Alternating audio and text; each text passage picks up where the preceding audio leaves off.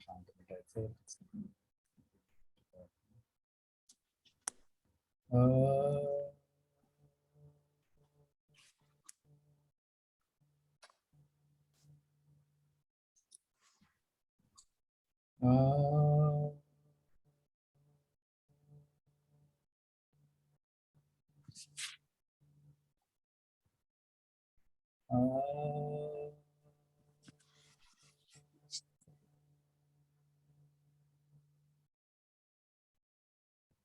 गुरुर्ब्रह्मा गुरुर्विष्णु गुरुर्देवो महेश्वरः गुरुः साक्षात् परब्रह्म तस्मै श्री गुरवे नमः. गुरवे नमः. गुरवे नमः.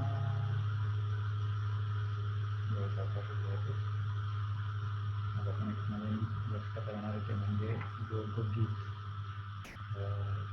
योगविद्या गुरुकुलच्या पद्धतीमध्ये बऱ्याच कार्यक्रमामध्ये योगगीत गायलं जातं. बरीचशी गीतं ही आवाज येत नाहीये. आता येतोय? मयूर तुमचा आवाज येतोय, बाकीच्यांनी म्यूट करायला हवाय बहुतेक.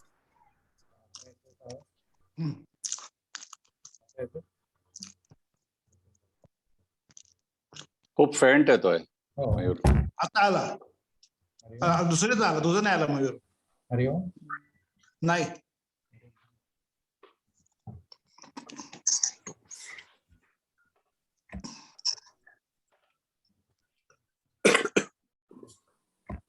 हरिओम. आता आला. आता आहे. हरिओम. ते माईक सेट बरोबर नव्हता.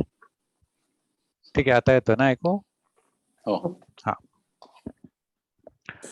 तर योगविद्या गुरुकुलच्या बऱ्याच कार्यक्रमांमध्ये योगगीत गायलं जातं आणि बरीचशी योगगीत ही गुरुजींनी लिहिली आहेत किंवा ह्या पौर्णिमाताईंनी लिहिली आहेत आणि बाकी काही योग साधकांनी पण लिहिलेली आहेत. तर त्याच्यापैकी एक विश्वास मंडलिकांचंच योगगीत मी गाण्याचा प्रयत्न करतो. माझं एवढं तालासुराचं ज्ञान बेताच आहे, ते जरा तुम्ही समजून घ्या. त्याच्या मागचा भाव समजून घ्या. योगी व्हा असं नावाचं हे गीत आहे. नव्या युगातील नवमनुचा संदेश तुम्हाला योगी व्हा. नव्या युगातील नवमनुचा संदेश तुम्हाला योगी व्हा. योगामृत हे सिंचन करुनी समाज जीवन सदैव फुलवा. योगामृत हे सिंचन करुनी समाज जीवन सदैव फुलवा. भगवी वस्त्रे दंडकमंडलू हाती कुबडी योगन हा. योगाचरणे पूर्ण निरामय जीवन जगणे योग नवा. म्हणजे भगवी वस्त्र कमंडलू हे काही हा योग नाहीये, तर योगाचरणे पूर्ण निरामय जीवन जगणे हा योग आहे, नवीन योग. यमनियमांचे पालन करुनी वस्त्र मनाचे स्वच्छ धुवा. करुनी साधना षटकर्मांची देह वस्त्र हे शुद्धच ठेवा. म्हणजे यमनियमांचं पालन हे आपल्या मनासाठी करायचं आहे आणि षटकर्म म्हणजे शुद्धी क्रिया आहेत. योगामध्ये बऱ्याच 6 महत्वाच्या शुद्धी क्रिया आहेत आणि त्याच्यात उपप्रकार असे 26 उपप्रकार आहेत. तर त्यांनी आपलं देहवस्त्र हे शुद्धच ठेवा असं म्हटलेलं आहे. क्लेश तनूला देऊ नका, संन्यास समाधी दूरच ठेवा. सुखकारक हे आसन करुनी शरीर मनाचे नाते जुळवा. श्वासाद्वारे प्राण उमजतो, प्राणशक्तीची जाणीव ठेवा. नियमन करुनी प्राणशक्तीचे, प्राणायामे जीवन फुलवा. मंगलमय हे जीवन तुमचे, ध्यान साधने मधुनी घडवा. क्लेश विनाशक सिद्धिदायक, ध्यानाचा हा अमोल ठेवा. स्वयंसिद्धता शस्त्रसज्जता, अणुयुद्धाची तप्त हवा. योग दर्शन जगास घडवा, आक्रमणाची वृत्ती हटवा. योग मार्ग हा धर्म खरा, स्वानंद सुखाचा मार्ग नवा. जागृत करुनी आत्मबलाते, विश्वशक्तीशी नाते जुळवा. अशी योगी व्हा अशी आहे. याच्यामध्ये ते जे ध्रुवपद आहे ते त्यांनी बरेच वेळा म्हणायला सांगितले, म्हणजे प्रत्येकच ह्याच्यानंतर म्हणायला सांगितले. नव्या युगातील नवमनुचा, संदेश तुम्हाला योगी व्हा. योगामृत हे सिंचन करुनी, समाज जीवन सदैव फुलवा. अशा प्रकारची बरीच योगगीत लिहिली गेली आहेत. त्याच्यातनं काही चांगले संदेश देण्याचा प्रयत्न केलेला आहे. मुख्य हाच भाग आहे की क्लेश तनूला देऊ नका, म्हणजे मुद्दामून आपल्या शरीराला त्रास द्यायची गरज नाहीये. सुखकारक आसन ठेवायचं आहे. संन्यास समाधी पण दूरच ठेवायची आहे. आणि मग प्राणायामाचं महत्व आहे याच्यामध्ये. आणि मग थोडीशी ध्यान साधना करून आपल्या मनाला थोडेसे क्लेश कमी होतील, अशा प्रकारे आपण हे करायचं आहे. आणि मग थोडासा समाजाचा विचार आहे की स्वयंसिद्धता, शस्त्रसज्जता, अणुयुद्धाची तप्त हवा. आणि जगास योगदर्शन घडवा, म्हणजे हळूहळू आपण इतरांनाही या योग मार्गात आणायचा प्रयत्न करायचा आहे. आणि पुढे जाऊन सगळ्यांनीच शिक्षक व्हावं अशी आपण इच्छा करूया. त्यासाठी हा परीक्षा हळूहळू देणं महत्वाचं आहे. योग प्रवेश, परिचय आणि मग योग शिक्षक असे 3 टप्पे आहेत. त्याच्यापैकी आपण पहिला टप्पा करतोय योग प्रवेश. तर आधी थोडीशी संस्थेची माहिती सांगतो आणि मग नंतर आपण हे करूया. एक मी थोडस PPT टाईप केलंय, ते जर आपण बघूया.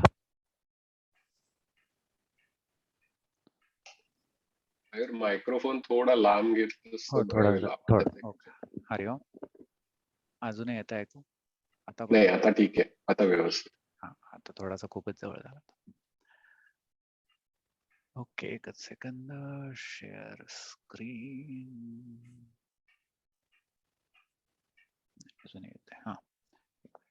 हा, तर योग विद्या गुरुकुल नाशिकची संस्था आहे. तशी ती ओरिजिनल तसं त्याचं पुण्यातच आहे.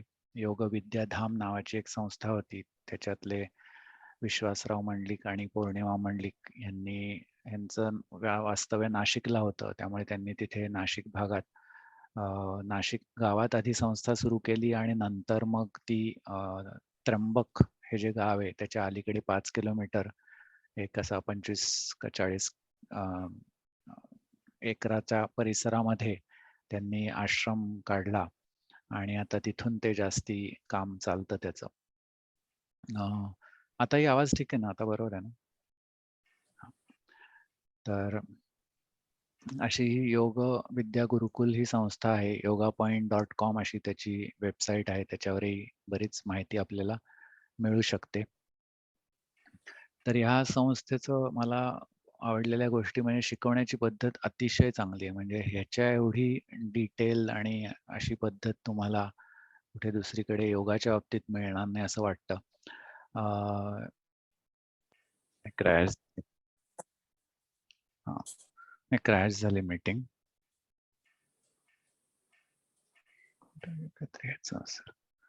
हा, येत ऐकू ना परत? ठीक आहे. हा, तर योग विद्या गुरुकुलची पद्धत शिकवण्याची खूपच चांगली आहे.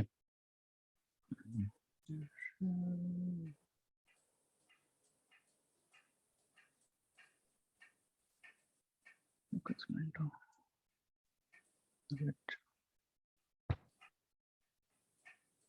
नाही, नवीन लॅपटॉपचं काही नाही. एक मिनिट.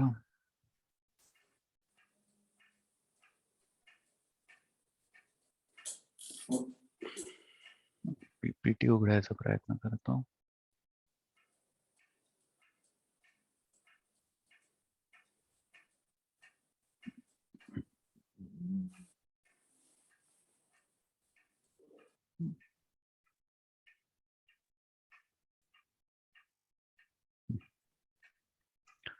हा, तर त्याचे वेगवेगळे टप्पे आहेत. योग परिचय, योग शिक्षक, पुढे योग प्रबोध, असे वेगवेगळे टप्पे आहेत. आणि पुढे योग पंडित, अशापर्यंत वेगवेगळे टप्पे आहेत. तर त्याच्यापैकी आपण योग प्रवेशचा हा टप्पा करतोय. आणि म्हणजे आपण अदरवाईज योगाकडे फक्त आसनं म्हणून बघतो, तर त्याच्याऐवजी आपण योगाची ही जी सगळी बॅकग्राऊंड आहे ती आपण सगळी लक्षात घ्यायला पाहिजे.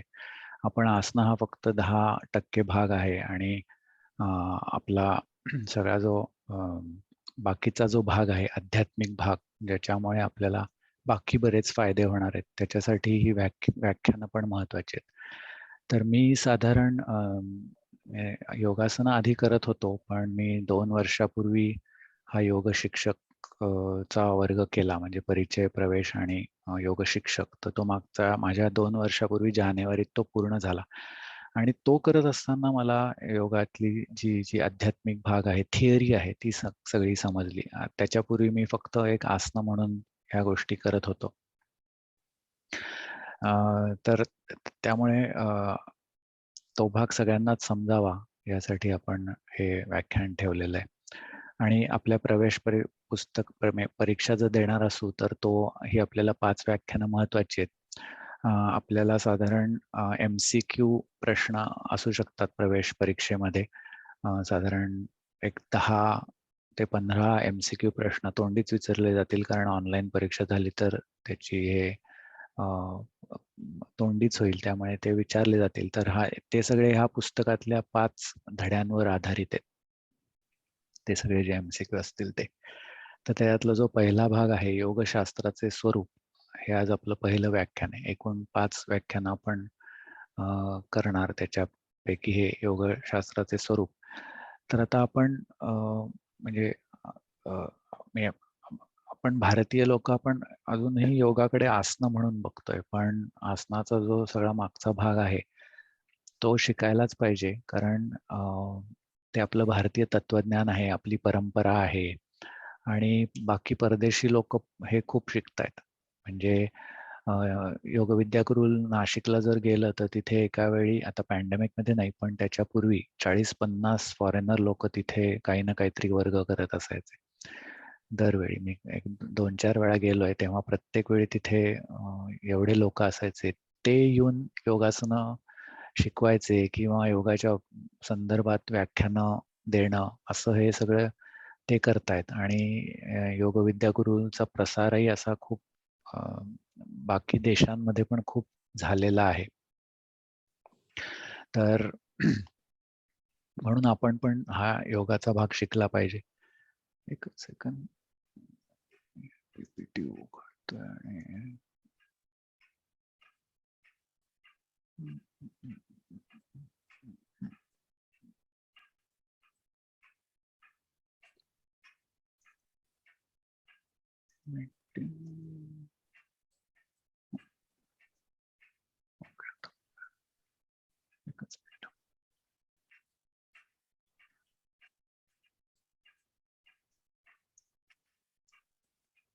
अरे बंदच होत.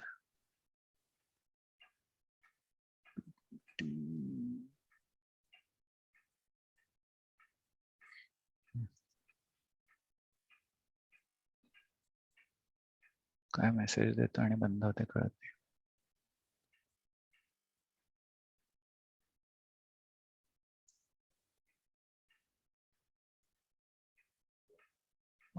Ask me later.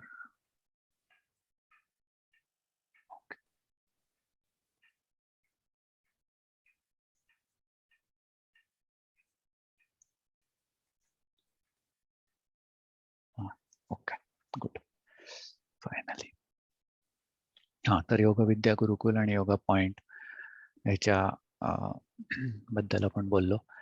तर योगाबद्दलचे गैरसमज म्हणजे आपल्याला योगाबद्दल काय काय वाटत असतं, की योग हे एक चमत्काराचं शास्त्र आहे.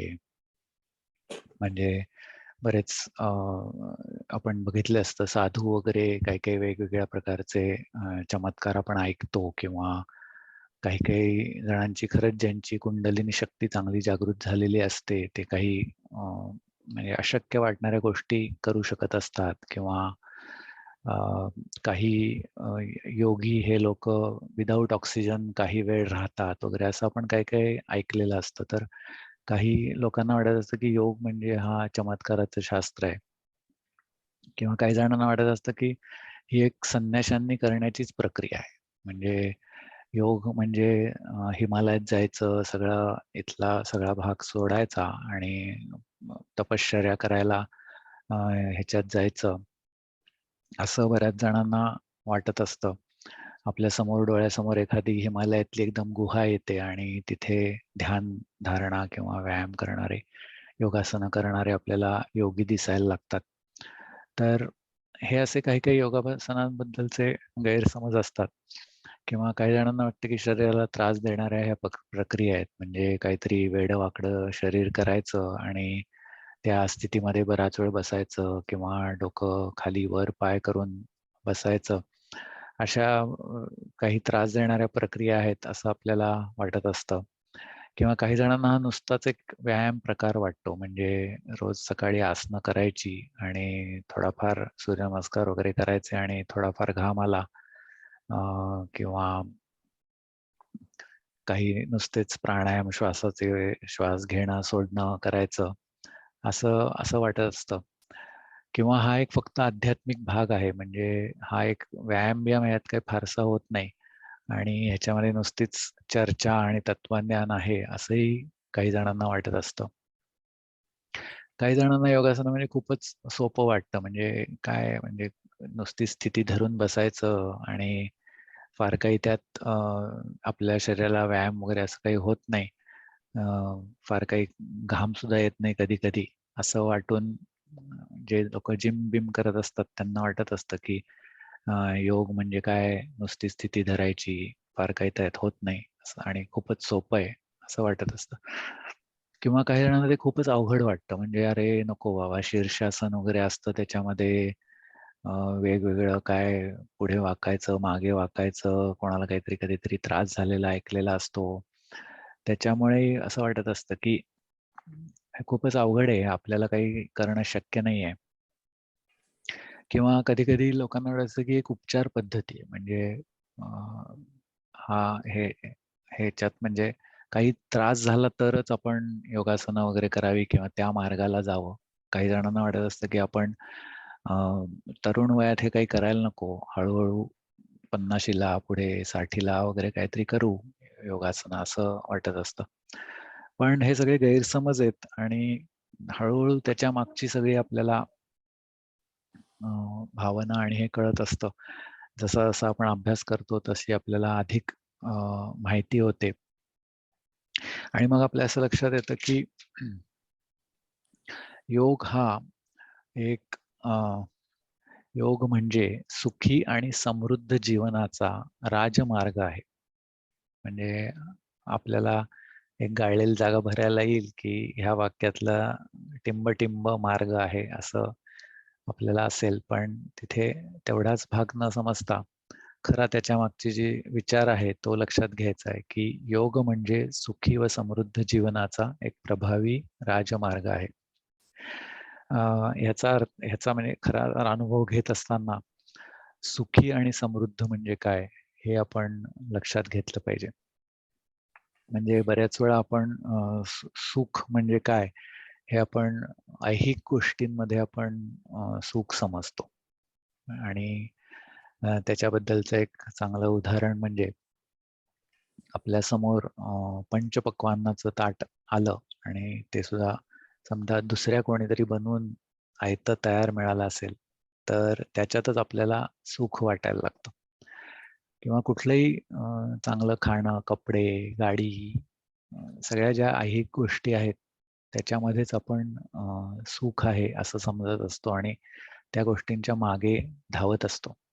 पण हेच जर आपण पंचपक्वान्नांचं उदाहरण घेतलं तर त्याच्यामध्ये आपल्याला लक्षात येईल की समजा आपलं पोट खूप भरलेलं आहे, म्हणजे आपण ऑलरेडी कुठून तरी खूप काही काही खाऊन आलेलो आहे आणि तेव्हा आपल्या समोर आपल्या आवडत्या गोष्टी आणून कोणी ठेवल्या, म्हणजे काही आईस्क्रीम असेल किंवा काही गोड पदार्थ असेल किंवा काही पाणीपुरी असेल, तर त्यावेळी ते आपल्याला अगदी नको वाटतं. म्हणजे ते जर त्यावेळी आपण खाल्लं तर आपल्याला त्रास होण्याची पण शक्यता असते आणि तेव्हा आपल्याला म्हणजे त्या पदार्थाकडे बघायला सुद्धा आपल्याला नको वाटतं, असं होतं. म्हणजे किंवा एखाद्याला काही त्रास असेल, म्हणजे त्याला एखाद्या व्यक्तीला खूप भूक लागली आहे आणि त्याला समजा त्याला जे पदार्थ चालत नाहीत, म्हणजे डायबेटिक माणसाला गोड पदार्थ आणून ठेवले त्यासमोर, तर त्याचा पण त्याला त्रास होण्याची शक्यता असते. म्हणजे ह्याच्यातला हा भाग हा समजून घ्या की आपण ऐहिक गोष्टींमध्ये ती गोष्ट मिळाली की आपल्याला सुख वाटेल किंवा आनंद वाटेल, समाधान वाटेल, ह्या भावनेत आपण नेहमी असतो आणि त्याच्यामुळे आपण त्याच्या मागेच जात राहतो. तर त्याच्या बाबतीत एक संस्कृत श्लोक पण चांगला आहे. निस्वो वष्टी शतं शती दशशतं लक्षं सहस्राधिपः लक्षेशः क्षितिराजतां क्षितिपति चक्रेशतां वाञ्छति चक्रेशः सुरराजतां सुरपतिः ब्रह्मास्पदं वाञ्छति ब्रह्मा विष्णुपदं हरिः शिवपदं तृष्णावधिं को गतः. म्हणजे निस्वो वष्टी शतं शती, म्हणजे ज्याच्याकडे काहीच नाहीये तो एकाची इच्छा करतो, ज्याच्याकडे 10 आहेत तो 100ची इच्छा करतो, 100 असणारा 1000ची, 1000 असणारा लाखाची अपेक्षा धरतो, लक्षाधीश हा राजा होण्याचं स्वप्न बघतो, मग राजा झाल्यावर तो ब्रह्मपदाची, मग ब्रह्म झाल्यावरती विष्णुपदाची आणि विष्णू हा शिवपदाची अपेक्षा करतो. म्हणजे प्रत्येक जण आपल्या असलेल्या स्थितीपेक्षा अधिक काहीतरी मिळवण्याची अपेक्षा करत असतो. तर पण एक त्याला लिमिट असतं. आपल्याला एखादी गोष्ट मिळवायची आणि ती मिळवण्यासाठी आपल्याला काय एक लिमिट असतं, त्याच्या पुढे आपण नाही जाऊ शकत. म्हणजे आपल्याला हे लक्षात आलं असेल की पैसे मिळवण्याच्या बाबतीत किंवा काही दुसऱ्या ऐहिक गोष्टींच्या बाबतीत मोठं घर किंवा मोठी गाडी ह्याला एक मर्यादा असते आणि त्या अपेक्षांच्या मागे जर आपण धावत राहिलो तर दुःखाची निर्मिती होते. म्हणजे ही काही वाक्य महत्वाची आहेत की अपेक्षाभंगातून दुःखाची निर्मिती होते. MCQच्या दृष्टीने सांगतो की हाही प्रश्न आपल्याला येऊ शकतो. अपेक्षाभंगातून टिंब निर्मिती होते असा प्रश्न आपल्याला येऊ शकतो. खाली 4 ऑप्शन दिलेले असतात, त्यामुळे आपल्याला ते काही अवघड जात नाही. पण अशी आपण म्हणजे अपेक्षा ठेवू नये असं आपल्याला सांगितलेलं असतं किंवा आपण भारतीय लोकांना हे काही फार नवीन आहे असं नाही, पण आपल्याला हे माहिती आहे की अपेक्षा ठेवल्या आणि अपेक्षाभंग झाला तर आपल्याला दुःख होतं. म्हणून अपेक्षा माफक ठेवाव्या असं मी म्हणेन. म्हणजे आपण समजा योगासनाचंच उदाहरण घेऊ की म्हणजे आपण काही करायचंच नाही असा भाग नाहीये. म्हणजे आपण कशाच्या मागेच जायचं नाही असं नाहीये, पण आपण ते गोष्ट अचीव करत असताना किंवा त्या गोष्टीच्या मागे जात असताना आपण त्याच्या आहारी जायचं नाही असं आपण म्हणू. म्हणजे आपण नक्कीच प्रयत्न करायचा आहे ती गोष्ट मिळवण्याचा, पण ती जर नाही मिळाली तर दुःखी व्हायचं नाहीये. आणि हे आपल्याला म्हणजे गीतेतला आपण हे श्लोक बरेच वेळा ऐकलेला असतो की कर्मण्येवाधिकारस्ते मा फलेषु कदाचन. हा आपण श्लोक ऐकलेला असतो की आपलं कर्म करत राहा, पण त्याच्या मागे जाऊ नका आणि फळ मिळालं नाही तर फळाची अपेक्षा करू नका. तर आपलं कर्म करत राहायचंय आणि सुख दुःख ह्याच्यामध्ये अडकायचं नाहीये. एकच सेकंद, मी जरा स्टॉप शेअरिंग करतो. तुम्हाला माझा व्हिडिओ दिसत होता का जेव्हा मी शेअर केलेलं होतं तेव्हा? हो दिसत होता. हो दिसत होता. अच्छा, दोन्ही दिसत. ओके, ठीक आहे ठीक आहे. गुड.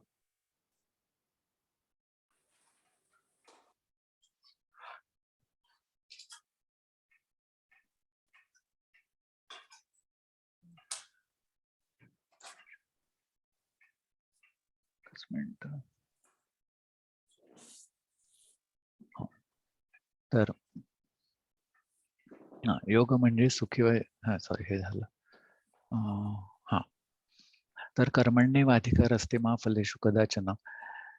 तर हळूहळू आपण हा प्रयत्न करायचा आहे की आपण सुख दुःख आणि आपल्याला काही मिळतंय नाही मिळतंय ह्याच्यात थोडंसं पलीकडे जाऊन आपण प्रत्येक गोष्टीकडे समत्व भावनेने बघायचंय.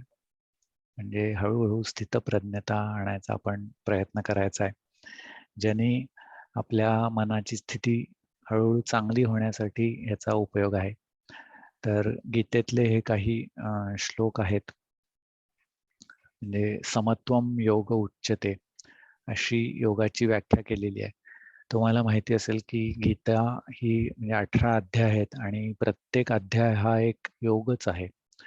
प्रत्येक अध्यायाची सुरुवात आणि शेवटी त्या अध्यायाचं नाव म्हटलं जातं आणि त्याच्यामध्ये प्रत्येकाला योग हाच शब्द आहे. त्यामुळे अख्खी गीता ही योगच आहे आणि त्याच्यातही बरेच योगाच्या व्याख्या आहेत. त्याच्यापैकी समत्वम योग उच्यते म्हणजे कुठल्याही गोष्टीकडे समत्व भावनेने आपल्याला बघायचंय. म्हणजे सुख दुःख लाभ तोटा ह्याच्याकडे आपण समत्व नजरेने बघायचंय.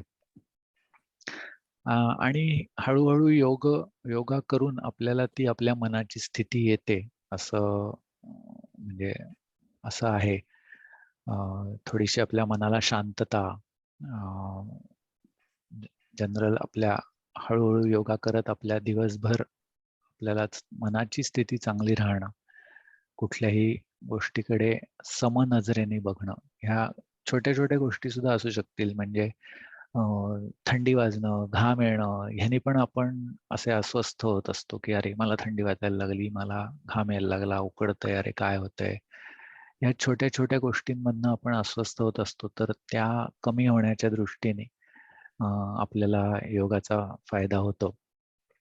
शिवाय योग हा कर्मसु कौशलम ही सुद्धा गीतेतली व्याख्या आहे की म्हणजे आपण कुठलंही जे काम करत असू ते कौशल्याने करणं म्हणजेच योग.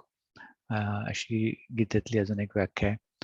युज्यते अनेन इति योगः म्हणजे जोडणे म्हणजे योग. तर युज हा मुख्य धातू आहे आणि त्याचा अर्थ जोडणे असा आहे आणि त्याच्यापासून योग हा शब्द आलेला आहे. तर म्हणजे खरा अर्थ असा आहे की आत्मा आणि परमात्मा हे एकमेकाला जोडायचं. पण आपण सगळे विज्ञान आधारित सगळं शिक्षण झालेलं असल्यामुळे आपल्याला हे थोडंसं जड जातं. आत्मा परमात्मा काय आपल्याला काही कळत नाही. परंतु आपण जरी आपलं मन आणि शरीर जोडण्याचा प्रयत्न केला म्हणजे आणि त्याचा विज्ञानानेही म्हणजे ते आता अप्रूव्ह केलेलं आहे की मनाचा आणि शरीराचा खूप संबंध आहे. तर तो जो संबंध आहे तो जरी आपला चांगला सुधारला आणि मुख्य भाग आहे की आत्मा आणि परमात्मा यांचं मिलन होण्यासाठी आपल्या शरीराची अतिशुद्ध अशी अवस्था लागते आणि योगाच्या ज्या वेगवेगळ्या पायऱ्या आहेत त्या पायऱ्यांमधून आपण आपलं शरीर आणि मन हे अतिशय शुद्ध होत असतं आणि त्याचे आपल्याला इतर ठिकाणी फायदे होतात. म्हणजे आपल्याला जरी समाधी अवस्था गाठायची नाहीये किंवा हा आत्मा परमात्मा काय आपल्याला समजत नाहीये, तर पण त्या दिशेने आपण प्रयत्न जरी केला तरी आपल्या शरीराची आणि मनाची खूप अतिशुद्ध आणि चांगली अवस्था येते. शरीर चांगलं सुधारतं, मन शांत स्वच्छ राहतं. त्याचे जे फायदे होतात त्या दृष्टीने आपण योग मार्गाचा अवलंब करायचा आहे. मी ह्याचा थोडासा फायदा अनुभवतोय, कारण मी साधारण एक 10-1 वर्ष योगासनं करतोय आणि पहिली 5-1 वर्ष मी योगासनं शिकत होतो आणि नंतर एक 5 वर्ष शिकवतोय किंवा थोडे आता जास्ती झाले असतील. तर त्याच्यामध्ये मला हा थोडासा फायदा जाणवलेला आहे, की स्टॅमिना वाढण्याच्या दृष्टीने मला तो चांगला उपयोग होतो असं वाटतं योगाचा, की कुठे टेकडी चढायची असेल किंवा काय तर थोडंफार आम्ही ट्रेकिंग वगैरे करतो हिमालयात, तर तेव्हा त्याचा खूप फायदा होतो असं वाटतं. म्हणजे दम लागण्याचं प्रमाण बऱ्यापैकी कमी होऊन जातं. बाकी पोट चांगलं राहण्याच्या दृष्टीने किंवा जनरल हेल्थ चांगली राहण्याच्या दृष्टीने फायदा होतो असं वाटतं. तर अशी ही योगाची जी पतंजलींनी केलेली व्याख्या आहे ती योग हा चित्तवृत्ती निरोधा अशी आहे. म्हणजे आता पतंजली हे इसवी सन पूर्व 200 ते 400 ह्या काळामध्ये त्यांनी हे सगळं पतंजल योग लिहिला आणि तेव्हा त्यांनी हे 196 सूत्र लिहिली. ही जी अशी छोटी छोटी वाक्य आहेत, योग हा चित्तवृत्ती निरोधा अशी 196 सूत्र आहेत. त्याच्यापैकी हे योग हा चित्तवृत्ती निरोधा हे वाक्य आहे. म्हणजे योग आपल्याकडे 10,000 किंवा जास्ती वर्षांपासून आहे. म्हणजे रामायणात योग आहे, महाभारतात योग आहे, ऋग्वेदामध्ये योग आहे. पण त्याला कन्साइज रूप ह्या पतंजलींनी दिलं आणि फक्त 196 सूत्रामध्ये त्यांनी हे सगळं लिहून काढलं. त्याच्यापैकी हे योग चित्तवृत्ती निरोधा. म्हणजे त्यांनी काय सांगितलं, की अथ योगानुशासनम असं हे त्यांचं पहिलं सूत्र आहे, ज्याच्यामध्ये त्यांनी काय म्हटलं, की इतर सर्व शास्त्रांचा अभ्यास करून झाल्यानंतर आपण आता योगाचा मार्ग निवडलेला आहे. म्हणजे आपल्या बरेच वेगवेगळे आपण उपाय करून झाले, पण ते काही चालले नाहीत उपाय, म्हणून आपण योगाचा आता अवलंब केलेला आहे. तर अथ योगानुशासनम असं त्यांचं पहिलं सूत्र आहे. आणि तदा द्रष्टुः स्वरूपेव स्थानम, म्हणजे हळूहळू आपला हा आत्मा या त्याच्या स्वरूपामध्ये स्थित होतो. अशी काही सूत्र त्यांनी लिहिली आणि त्याच्यापैकी योगामुळे चित्तवृत्तीचा निरोध, म्हणजे योगामुळे मनावरती ताबा येतो, असं हे सूत्र आहे. म्हणजे शरीर आणि मन या दोन्हीवरती आपल्या योगामुळे संस्कार होणार आहेत. म्हणजे शरीरावर तर फिजिकली तर होणारच आहेत, पण मनावरती सुद्धा ते संस्कार होणार आहेत. त्याच्यामुळे आपल्याला जरी पुढची वाटचाल करायची नसली तरी आपलं शरीर निरोगी आणि नियंत्रित मन आपल्याला ह्या प्रवासात मिळालं तर त्याचे आपल्याला भरपूर फायदे होणार आहेत. आता योग आणि उपचार पद्धती असं, म्हणजे योग हा काय नाही, तर योग हा उपचार पद्धती नाहीये. म्हणजे योग करणे हे प्रिव्हेंटिव्ह आहे थोडंसं. म्हणजे शरीरामध्ये काही विकृती निर्माण झाल्या तर योगातल्या काही प्रक्रियांमुळे आपण त्या कमी करू शकतो.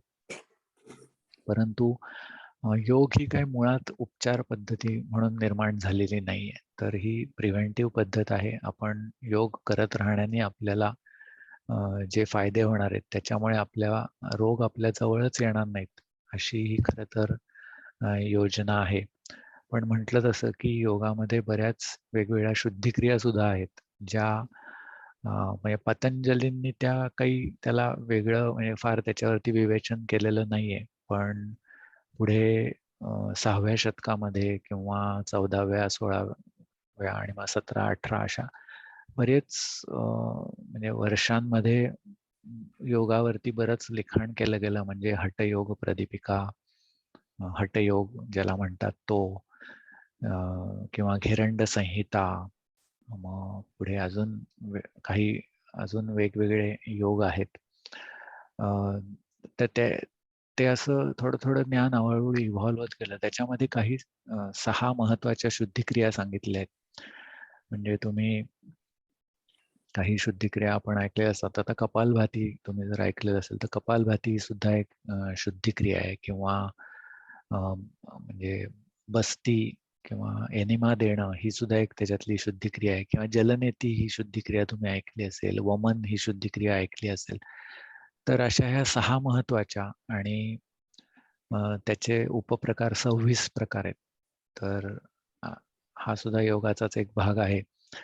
तर त्याच्यामध्ये अगदी डोळ्यांची काळजी, ते जिभेची, दातांची, पोटाची तर आहेच. म्हणजे पोटासाठी वेगवेगळे बरेच आहेत. छाती, हृदय, मेंदू ह्या सगळ्यासाठी वेगवेगळ्या शुद्धिक्रिया आहेत. पण योग हा काही उपचार पद्धती नाहीये. तो प्रिव्हेंटिव्ह प्रकार आहे. काही काही गोष्टी आपण करत राहिल्यामुळे आपल्याला रोग आपल्या जवळच येणार नाहीत अशी योजना आहे. आणि योगाचं अजून एक वैशिष्ट्य म्हणजे मानवी जीवनाचा सर्वांगांनी विचार. म्हणजे सध्या आपलं हे जग सध्या स्पेशलायझेशनचं आहे. म्हणजे डाव्या पायाच्या किंवा हाताच्या करंगळीसाठी सुद्धा सध्या वेगळा डॉक्टर असू शकतो.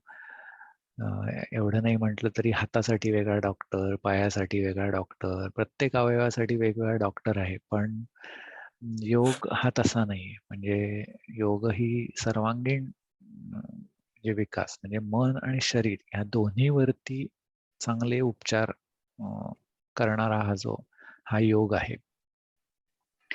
म्हणजे आपण काही आपण आसनं करताना बघितलंच आहे की पोटावरती आणि पाठीवरती फरक पडणारी भरपूर आसनं आहेत. पण गुदद्वारावरती सुद्धा म्हणजे उपचार करणारं आसन आहे. किंवा प्राणायामामुळे आपल्या नाक, कान, घसा, फुफ्फुस ह्या सगळ्याची शुद्धी होते. शिवाय मनावरती पण चांगला परिणाम होतो. आणि आपण हे बघितलं की आपण नुकतंच दीर्घ श्वसन केलं किंवा काल परवा आपण सर्वांगासन आणि मत्स्यासन केलं, तेव्हा आपल्या एकेका ग्रंथीवरती आपण काम केलं. तर मी असं प्रत्येक बारीक बारीक गोष्टींचा विचार केलाय आणि ओव्हरऑल म्हणजे काय संपूर्ण व्यक्तिमत्व विकास आपला होण्याची किंवा अशी ताकद योगामध्ये आहे. आपल्याला अदरवाईज फक्त आसनं माहिती असतात योगासनाची. पण योग म्हणजे अष्टांग योग. म्हणजे हा पतंजलींनी सांगितलेला योग आहे आणि त्याच्या 8 वेगवेगळ्या पायऱ्या आहेत. तर त्याच्यातली मी मुद्दामून खालनं वरती लिहिल्या आहेत म्हणजे ते पायऱ्यांसारखं वाटावं की सगळ्यात खालची पायरी जी आहे ती यम आहे.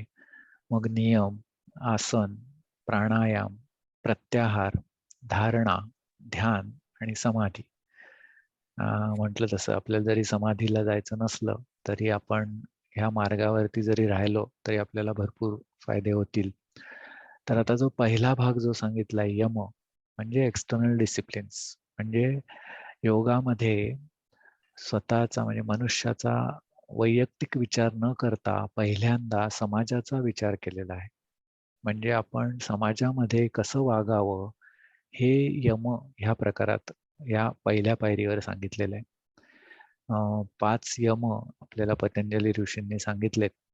ते म्हणजे अहिंसा, सत्य, अस्तेय, ब्रह्मचर्य आणि अपरिग्रह असे हे 5 यम आपल्याला सांगितलेले आहेत.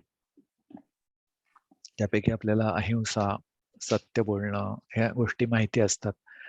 अस्तेय म्हणजे चोरी न करणं. आणि मग चोरी न करणं ह्यामध्ये म्हणजे प्रत्यक्ष चोरी तर आपण काही करत नाही, पण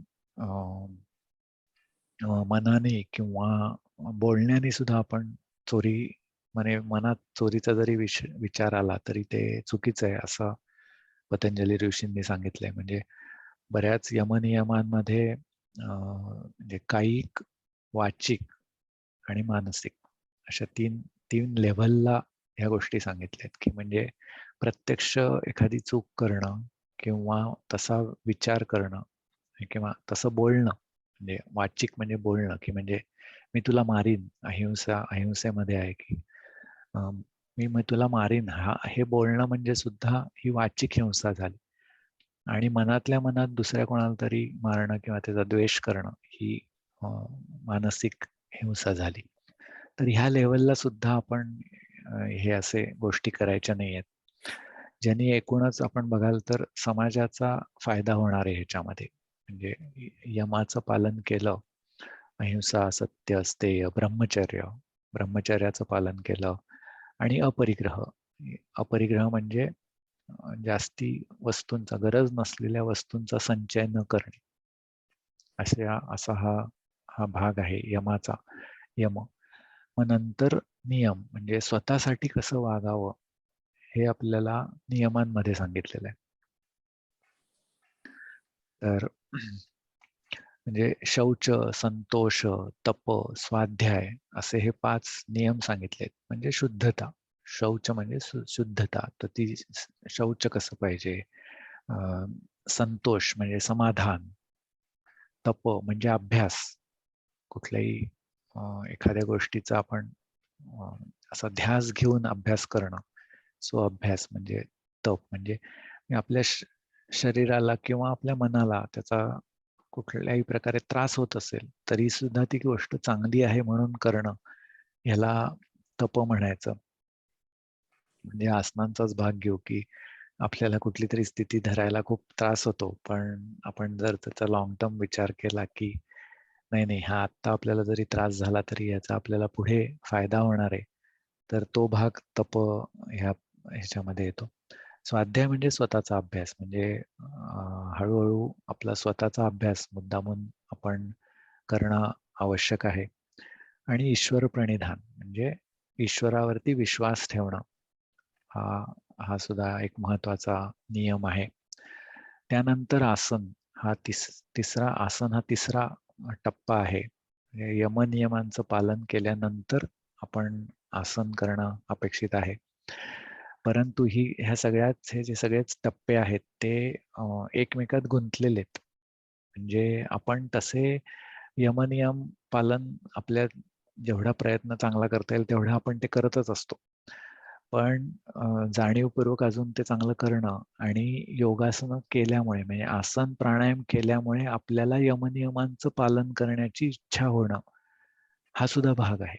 म्हणजे ह्या सगळे जे, म्हणून त्याला अष्टांग योग असं म्हटलेलं आहे. म्हणजे हे अवयव आहेत, जसे अवयव शरीराचे एकमेकांवरती अवलंबून असतात तसे हे आहेत, की म्हणजे तुम्ही यमनियमांचं पालन करत असाल पण आसन प्राणायाम धारणा ध्यान केल्यामुळे तुम्हाला अजूनच यमनियमांचं पालन करायची इच्छा होणार आहे. किंवा तुम्ही जर यमनियमांचं पालन करत असाल तर तुम्हाला आसन प्राणायाम करणं सोपं जाणार आहे, असा हा भाग आहे. किंवा प्रत्याहार करणं किंवा ध्यान लावणं, ह्या गोष्टी जर तुम्ही यमनियमांचं पालन करत असाल, म्हणजे अपरिग्रह केला असेल तुम्ही, तर म्हणजे जास्ती वस्तूंचा संचय न करणे किंवा एखाद्या गोष्टीच्या मागे न जाणे, हे जर तुम्ही करत राहिलात तर तुमचं ध्यान चांगलं होणार आहे. म्हणून ह्या एकमेकावर अवलंबून असलेली ही अशी अंग आहेत. त्यानंतर आसन झालं, प्राणायाम. आणि प्राणायामाचं महत्व हे आहे की आपण श्वासावरती ताबा आणण्याचा प्रयत्न केला की आपल्याला आपल्या मनावरती सुद्धा ताबा येतो. म्हणजे मन आणि श्वास हे खूप एकमेकाला कनेक्टेड आहेत. जसं आपण पूर्वी कधीतरी बघितलंय की आपल्याला भीती वाटली की म्हणजे आपल्या मनाला भीती वाटली की आपला श्वास एकदम जोरात चालायला लागतो. तर तसंच उलट पण होऊ शकतं. जर तुम्ही हळूहळू संथ श्वसन, दीर्घ श्वसन केलं तर हळूहळू तुम्हाला मन पण शांत होण्यासाठी मदत होते. म्हणून प्राणायाम हा खूप महत्वाचा आहे. नंतर प्रत्याहार म्हणजे जेव्हा आता आपण एकदा धारणा ध्यान समाधी कडे जायचं ठरवलं की प्रत्याहार खूप महत्वाचा आहे. म्हणजे ज्या ऐहिक गोष्टींपासून आपण लांब जायचा प्रयत्न करायला पाहिजे, तरच आपल्याला ह्या पुढच्या ज्या धारणा ध्यान समाधी आहेत त्या करायला जमणार आहेत. तर ही जी अंग आहेत, पहिली 5 अंग, त्यांना बहिरंग योग असं म्हणतात. म्हणजे ते सगळे बाहेरच्या लेव्हलचे आहेत. यम, नियम, आसन, प्राणायाम, प्रत्याहार. पण पुढचे जे 3 आहेत, धारणा ध्यान समाधी, हे अंतरंग योग असं त्यांना म्हटलं जातं. म्हणजे ते थोडेसे मनाच्या लेवलला आणि खोलवर जाण्याचे असे ते 3 भाग आहेत. त्याच्यामुळे त्यांना त्या तीनना अंतरंग योग असं म्हणतात. त्याच्यापैकी धारणा म्हणजे कॉन्सन्ट्रेशन आणि धरून ठेवणे, म्हणजे हळूहळू आपलं जे लक्ष विचलित होत असतं, मन जे इकडे तिकडे जात असतं, ते एखाद्या विशिष्ट गोष्टीमध्ये बांधून ठेवायचं. देशबंधस्य चित्तस्य धारणा म्हणजे एखाद्या विशिष्ट, समजा ओंकाराचा आपण आकार घेतला आणि त्याच्यामधल्या काही भागावरती आपलं सगळं लक्ष केंद्रित केलं, किंवा ओंकाराचा जो बिंदू आहे त्याच्यावरती आपण जर लक्ष केंद्रित केलं आणि फक्त लक्ष तिथेच ठेवण्याचा आपण जर प्रयत्न केला, तर ती धारणा होते. आणि मग हळूहळू आपण त्याच्यामधून ध्यानाकडे जातो.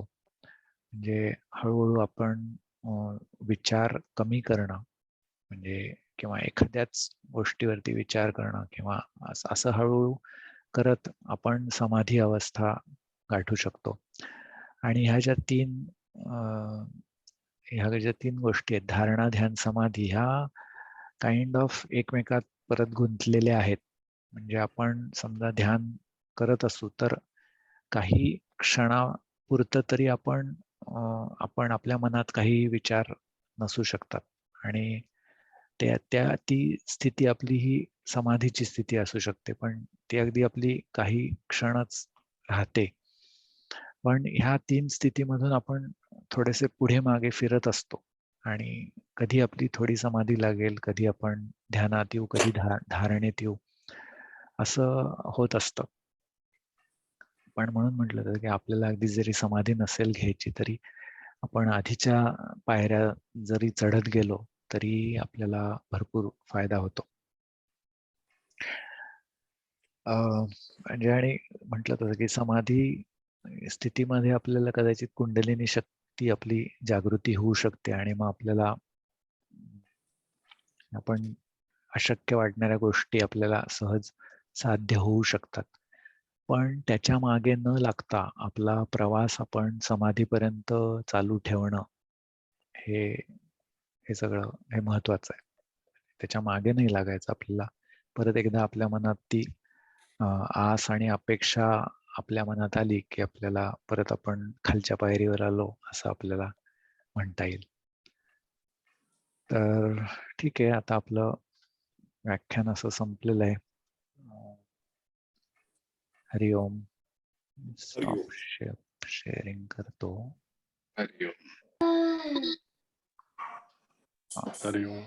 आणि हरिओम. आता आपल्याला काही हरिओम. प्रश्न असतील तर विचारा.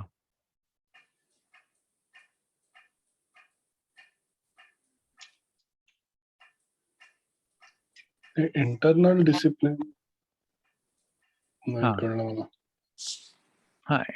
इंटरनल डिसिप्लिन म्हणजे नियम म्हणजे शौच, संतोष, तप, स्वाध्याय, ईश्वर प्रणिधान. म्हणजे त्याच्यामध्ये थोडासा ना आहार विहार पण येतो. म्हणजे आपण स्वतःसाठी कसं वागायचं, म्हणजे काय लवकर उठणं असेल, रोज व्यायाम करणं असेल, किंवा योग्य प्रमाणात खाणं असेल, किंवा काय खातोय हे पण महत्वाचं आहे. तर तो सगळा भाग ह्या इंटरनल डिसिप्लिन म्हणजे नियमांमध्ये येतो. मला ते पण 5वं नाही का आलं, विड्रॉल ऑफ सेन्सेस. प्रत्याहार म्हणजे ऐहिक गोष्टींकडून हळूहळू लांब जाणं. म्हणजे आपण जे डे टू डे लाईफ मध्ये अडकलेलो असतो ना, त्याच्यापासून हळूहळू आपण अलिप्त होणं. आणि म्हणजे ही अलिप्तता जरी प्रत्यक्ष लगेच शक्य नसली तरी आपण मानसिक लेवलला तरी ती हळूहळू आपण आणायचा प्रयत्न करायला पाहिजे. म्हणजे आपण प्रत्येक गोष्टीला आपण स्वतःला रिस्पॉन्सिबल धरत असतो. म्हणजे आपल्या लहान मुलांचं वागणं असेल किंवा कुठलीही गोष्ट असेल, तर त्याला आपण सारखे आपणच जबाबदार आहे हे असं न करता हळूहळू जर म्हणजे आता परत तो भाग येईल की काही न पटणाऱ्या गोष्टी इथे होऊ शकतील, सांगितल्या जाऊ शकतील, पण आपण प्रत्येक ठिकाणी आपल्याला रिस्पॉन्सिबल धरतो किंवा दुसऱ्याला तरी धरत असतो. तर ते आपण थोडं आपण कमी केलं पाहिजे, की म्हणजे ज्या गोष्टी होणार आहेत त्या होणार आहेत किंवा ज्या घडतायत त्या घडतायत. आपण प्रत्येक गोष्टीला काही नाही करू शकत. म्हणजे थोडा असा जर भाव जरी आपल्या मनात ठेवला ना, तरी आपलं स्ट्रेस लेवल एकदम कमी होऊन जाते. म्हणजे आपण नाहीतर त्या गोष्टींमध्ये आपण खूप अडकतो आणि त्याचाच सारखा विचार करणं असं होऊ शकतं. तर ते हळूहळू म्हणजे ईश्वरावर सोडणं असं आपण म्हणायला हरकत नाही. म्हणजे की म्हटलं तसं की हे सध्याच्या काळात हे आपण आपल्याला म्हणजे विज्ञानाधिष्ठित आपण सगळं असल्यामुळे आपण त्याच्यावरती पटकन विश्वास ठेवायला तयार होत नाही. पण आपण जर थोडासा आपण असा विचार केला ना, ते आपल्या मनासाठीच ते खूप चांगलं असतं. स्ट्रेस लेवल कमी होण्याच्या दृष्टीने मला ते खूप चांगलं वाटतं. म्हणजे आणि खूप बारीक सारीक गोष्टी असू शकतात. म्हणजे आपण ऑफिसमध्ये बाकीचे लोक कसे वागतायत, आपली मुलं कशी वागतायत, आपला नवरा बायको कसे वागतायत, ह्याच्यापासून आपला